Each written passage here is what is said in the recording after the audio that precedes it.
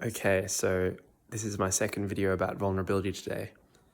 And this comes about a quirk that I have, like a kind of a personality quirk that a couple of friends have pointed out to me, which is I have a tendency to preface whatever I'm going to say by, I'm not so sure about this, or, I'm about, this sure about it, but I don't have all the information.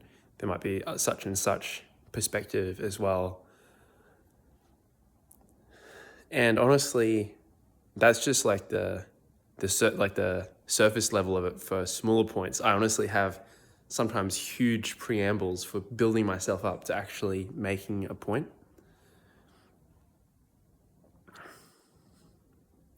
Sort of these preparatory steps. And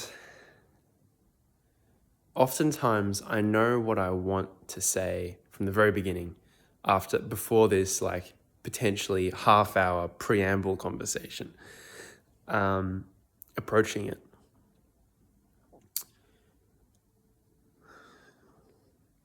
And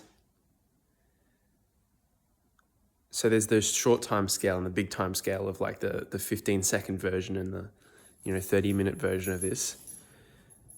And sometimes the fact that I feel the need to make that preamble, I find kind of embarrassing or shameful or something.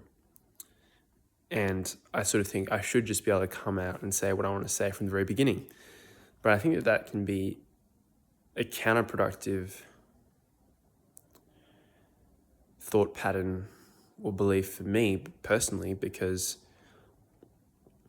oftentimes that preamble is really what I need as a prerequisite to actually say the big thing, at least, at my current, stage and whatnot. But I'm judging that, and calling back to my first video on vulnerability that I did today, probably the first one was pushing the boundary of my comfort and vulnerability already and building up that capacity of trust in the other person to handle my vulnerability and sort of identify them as a safe person before going further with that. So yeah.